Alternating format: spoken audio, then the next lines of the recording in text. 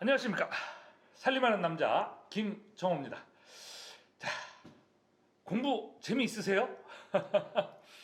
저도 지금 오래간만에 이제 유튜브 촬영을 앞에 3차 시를 하니까요, 약간 낯설어요.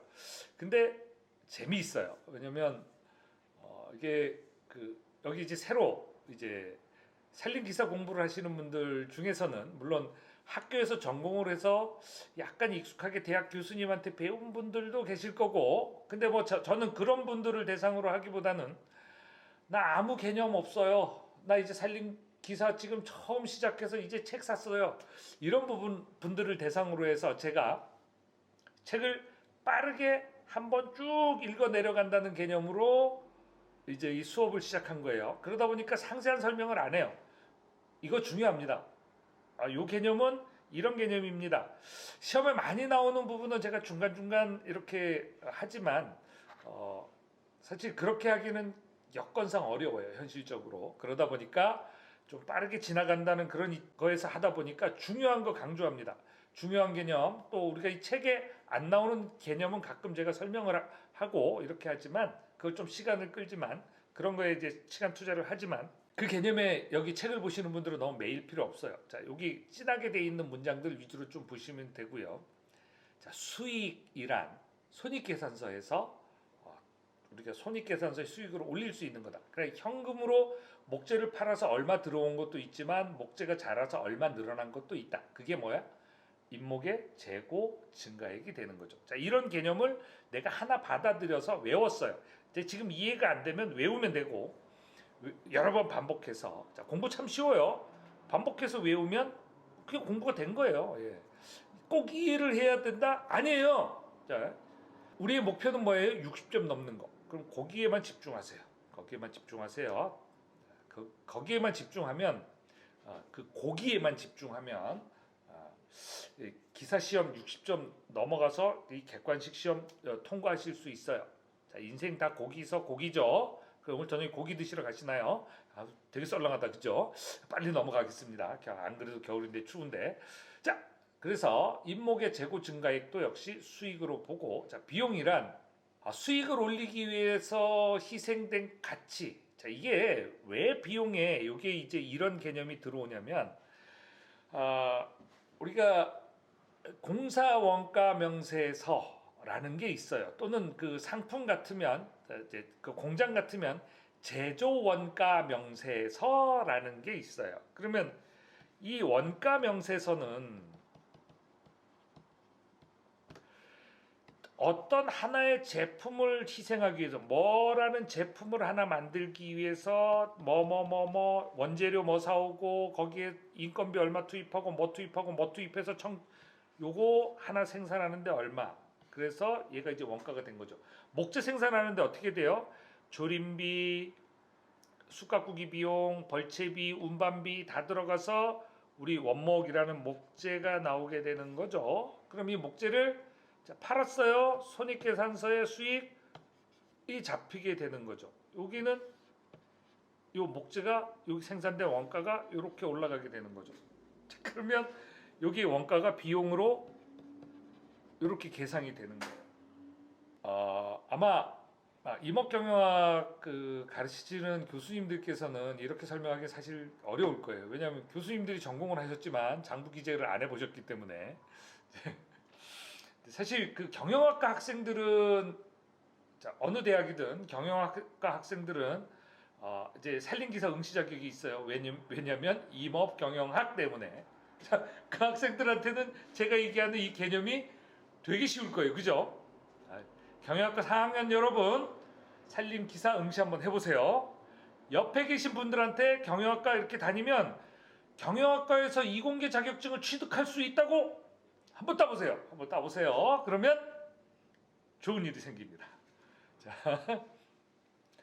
경영학과 학생들한테 되게 쉬운 개념이에요, 이게. 근데 왜냐하면 1학년 때 회계 원리를 배우고 이 과정들, 장부 기장하는 과정들을 다 배우거든요. 중앙대학교는 이제 몇 년 전에, 10몇 년 전에 총장님이 학교 학생들이 공대든 뭐 예대든 어디든 회계 원리는 기본으로 배워. 법대도 다 최고의 조치입니다. 왜냐하면 회계 원리를 이해하면 우리가 신문에 나오는 이런 것들을 이해할 수가 있어요. 신문에 나오는 재무제표를 이해할 수가 있어요. 재무제표를 이해하면 그 회사를 이해할 수 있습니다. 회사를 이해하면 주식 투자를 하실 수가 있고요.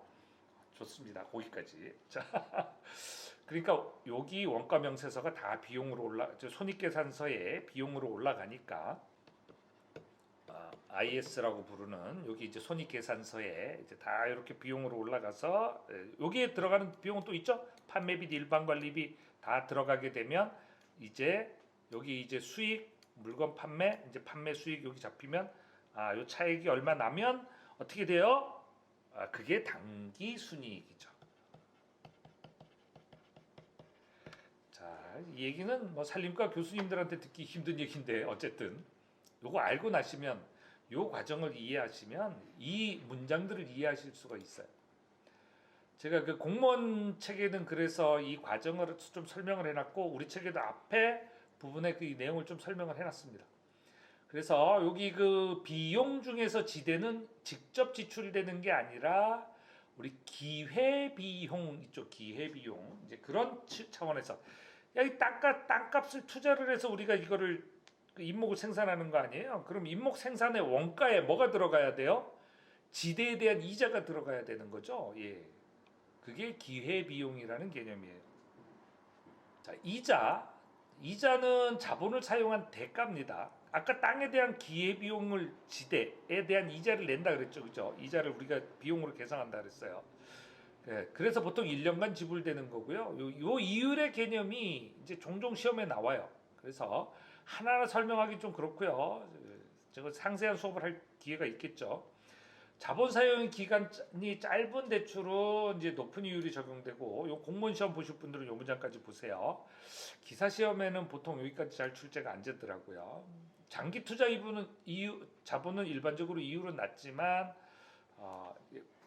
묶이게 되면 이제 고정으로 이제 묶이게 될 경우는 높은 이자율을 이제 달라고 하는 경우가 있습니다. 자, 임업이율의 성격 요거는 임업이율은 대출이자 돈을 빌려서 발생한 게 아니고 여기 그 임목 생산 원가에 들어가는 그러니까 자본 우리가 그 땅을 사는데 들어간 자본에 대한 이자가 되는 거죠, 그렇죠? 그래서 자본 이자다. 그 다음에 여기에 적용하는 이율은 우리가 실제로 막 이렇게 계산을 해서 하루 계산해서 딱 올리는 실제로 지급받는 이자 거기에 대한 이율을 뭐라고 불러요? 현실 이율이라고 불러요. 그 우리가 보통 이자 지급받을 때 은행의 통장에 얼마 이렇게 찍혔을 때는 그 명목 이율 있죠. 평정 이율은 그냥 1년 단위 이율, 명목 이율은 예금 상품에서 몇 프로입니다 하고 보여주는 거예요. 근데 실질적인 이율, 현실적인 이율, 그 현실적인 이자는 어떻게 지급해줘요? 연리가 3%면 연애 3%면 365일이 지나야 3%를 치는 거죠. 그러면 그 중에 며칠이 지났어요? 예, 그만큼만 칩니다. 그게 뭐예요? 현실 이율. 자, 평정 이율은 뭐라고요? 1년 단위, 6개월 단위, 3개월 단위로 계산한 이율을 뭐라고 부른다? 평정 이율이라고 부른다. 임업 법인이 6개월 결산 법인인지 12개월 결산 법인인지 아니면 분기별 3개월마다 결산하는 법인인지에 따라서 평정 이율을 계산하는 방법은 다르겠죠. 자, 명목 이율은 통장에 찍히는 이율이라고요. 그죠? 네. 그리고 장기 이율 우리가 단기적으로 계산하지 않고 50년 뭐 이렇게 계산을 해야 되는 그런 거죠. 그래서 요거 개념 잘 이해해 두시면 좋아요. 근데요, 우리 그 교재에는 제가 얘기하는 이런 실질적인 내용으로 설명을 해놓은 게 아니라 대학 교수님들은 참 어려운 재주를 가지고 계세요. 이렇게 제가 얘기하는 게 참 쉽죠. 평정이율은 뭐예요? 1년 단위 이자, 명목이율은 통장에 찍히는 이자. 경영학과 학생들도 아마 조금 이렇게 상위권이나 이제 레벨이 되시는 분들은 이자라는 게 이런 거지 하고 쉽게 받아들일 거예요. 근데 우리 임업경영학 교과서나 산림경영학 교과서에는 이게 너무 꼬아서 설명이 돼 있어. 참 그래서 공부하시는 분들이 참 힘드세요, 그렇죠? 그나마 제가 좀 쉽게 설명해 드리니까 좋죠? 저도 좋습니다. 자, 엔듀레스는 이래서 뭐 낮아야 된다고 설명했는데 여기까지는 안 나옵니다. 여기가 자주 나오고요. 자, 이렇게 하다 보니까 우리가 정확하게 그러면 산림 평가를 하려면 장부에 기장을 하려면 자, 우리가 목재 생산 원가를 구하려면 이자를 그러면 어떻게 계산하는지 모르면 못 하겠네. 당연하죠. 당연해요. 못 하는 거예요. 그러니까 이제 이자 계산 방법이 시험에 나오는데 어렵게 생각하지 마세요. 절대 어렵게 생각하지 마세요. 어렵게 생각하지 마세요. 그냥 단리법, 복리법 개념이 이렇다 정도만 보세요. 시험에 안 나와요. 시험에 안 나와요. 다만 여기 공식에서 요거 되게 중요합니다. 되게 중요하고 여기 뭐 n의 위치 이거 가지고 이해하려 그러지 마세요. 이 공식은 되게 중요한데 이렇게 보시면 돼요. 자, 현재 1,000원이 이자율 5% 하에서 현재 1,000원이 이자율 5% 하에서 자, 10년 뒤에 얼마냐? 10년 뒤 10년이라는 기간이죠. 그러면 얘는 1,000원 곱하기 1.05 이게 5%가 0.05니까요. 그리고 여기에 10년 이렇게 붙어가지고 그럼 10년 뒤에 얼마가 될까요? 자, 요거 계산기 쓰실 수 있겠어요? 자, 요거 쌀집 계산기로 계산되나요? 계산 안 돼요. 요거 이제 뭐 지수표 이거 찾아가지고 해야 되는데 공무원 시험에는 요 표가 제공이 됩니다. 요거에 대한 이제 얘가 제시가 되고 우리가 기사 시험 보시는 분들은 제가 우리 그 계산기 사용법 유튜브 시작할 때 바로 시작한 게 계산기 사용법인데 요 계산기 사용해서 쓰시면 돼요. 유니원 UC 602 유니온이라는 회사에서 제가 돈 받았냐고요? 안 받았어요. 그나마 국산 계산기가 이거 하나밖에 없어서 물론 뒤에 열어보면 메이드 인 재팬 아니지 메이드 인 차이나 마데인 치나라고 되어 있습니다. 마데인 치나 메이드 인 차이나죠. 그러니까 어차피 중국 공장은 거기서 나오죠. 근데 어쨌든 이 기판이나 이게 거의 똑같으니까 저는 이걸 사는 걸 권해요. 가격도 싸고 국산품으로 애용합시다. 이게 뭐야 갑자기 뭐 수입이 바뀐 것 같아. 초등학교 수업 같다 그죠? 국산 목재를 애용합시다. 그래서 이제 복리산식 이렇게 이제 계산하는 거고요. 자, 그러면 이게 얼마가 되는지 이제 나올 거예요. 그러면 거꾸로 바꿀 수 있을까요? 자, 10년 뒤에 1,000원이 10년 뒤에 1,000원이 지금은 얼마일까요? 그럼 이렇게 얘를 바꾸면 되죠. 1,000원이 현재 얼마일까요? 물음표 이렇게 바꾸면 돼요. 그러면 물음표 이사 가고 물음표가 이사 갈 거 없죠. 얘가 이렇게 이사 가면 되죠. 곱하기 1.05 10분의 1 여기도 곱하기 1.05 10분의 1 이렇게 해주면 어떻게 돼요? 요거 없어지니까 얘만 남죠. 이렇게 되면 되죠. 이거 계산하실 수 있죠. 양변에 같은 값을 곱하거나 더하거나 나누거나 빼거나 더하거나 빼거나 곱하거나 나누면 이 등식은 계속해서 성립한다. 그럼 이 식에 대해서 정리하실 수 있죠. 이 수업 들으시는 분들 중에서 이제 40세 이상, 55세, 60세 되신 분들, 자, 공부로 이제 뭔가를 새로 열어보려고 하시는 분들, 이분들이 책을 놓은 지 오래돼서 공부하기 힘드신 분들을 위해서 여기까지 설명을 하니까 이제 또 사실 이게 필요해요. 그 혹시 이거 수업 들으시는 분들이 저런 것까지 해야 되나 이렇게 생각하지 마세요. 상고 졸업하셨다는데 이 계산 문제 이 부분에서 펜 논지 오래되니까 농사 20년 지셨다는데 이걸 어떻게 알겠어요? 농사 30년 지셨다는데.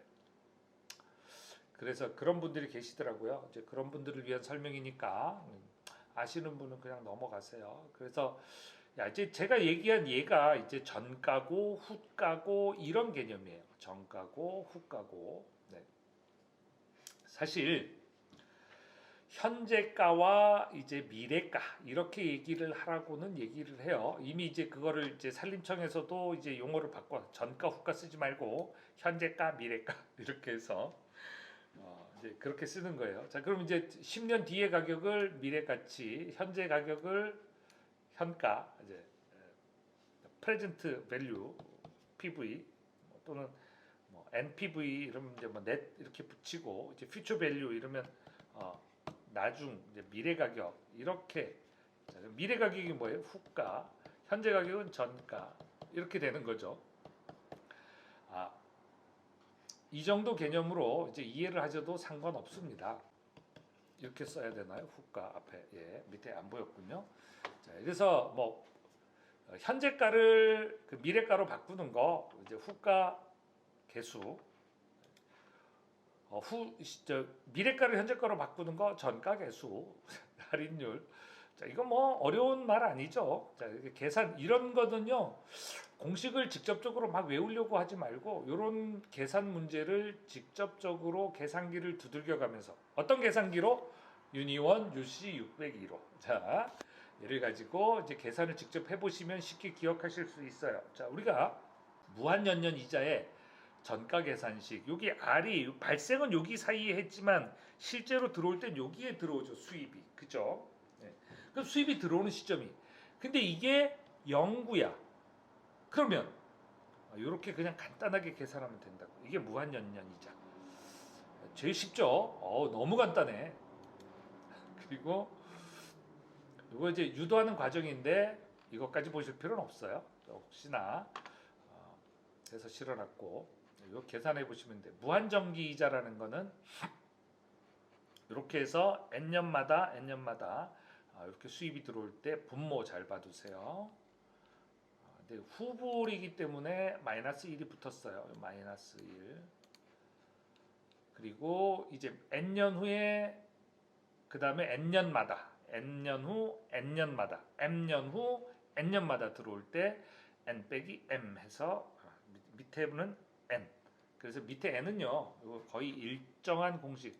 그 후불로 들어오는 거는 거의 요게 붙습니다. 0구 이렇게 되면 유한이자 계산식, 유한이자의 연년 계산식. 그래서 후가 합계, 전가 합계 계산하는 식이 좀 복잡해 보이지만 공무원 시험은 여기까지 외우셔야 되고 기술사 시험에도 어쩌다 이 계산 문제 하세요. 이게 나오고요. 어쩌다. 네, 나 같으면 안 해요. 제가 기술사가 이미 됐지만 제가 기술사 공부할 때 여기까지 했냐면 외우는데 비효율적인 건 전 안 해요. 효율적인 것만 해요. 예. 여기 계신 분들도 어떻게 해요? 효율적인 것만. 여기 읽어보시고 요렇게. 자, 되게 복잡하죠? 이거 몰라도 산림기사 시험은 붙을 수 있다. 저기 중간에 설명을 하다가 끝내놓고 저거 안 해도 된다고? 예, 그럼 다른 거 더 많이 하셔야죠. 더 많이 하셔야죠. 자, 계산 문제 비율이 한 이목 경영학에서 되게 산림 경영에 되게 많을 것 같지만 그렇게 많지 않아요. 선호 문제면 엄청나게 많이 나오는 거예요. 주로 이제 계산 문제 나오면 이제 감가상각비 이제 이런 게 나옵니다. 자, 산림 평가면에서 본 산림의 특성. 자, 앞에서 간단하게 한 문장씩 살펴보면서 제가 이렇게 했죠. 여기 뒤에서 역시 더 상세하게 공부는 이렇게 하는 거예요. 앞에서 이런 내용이 있었어. 자, 그렇지만 공무원 시험 공부하시는 분들은 여기까지 하셔야 되고 기사 시험 공부하시는 분들은 여기까지만 하세요. 제가 공부하지 말라고 하는 부분까지 끝끝내 마지막 끝까지 파헤쳐가지고 공부하시는 분들을 제가 여러 번 봤어요. 근데 실기시험 볼 때, 필답 시험 볼 때 안 오세요. 그분들이 열정에 불타가지고 끝까지 공부하다 보니까 그 다음 번에 오세요. 필기 수업 이때 들었는데 바로 필답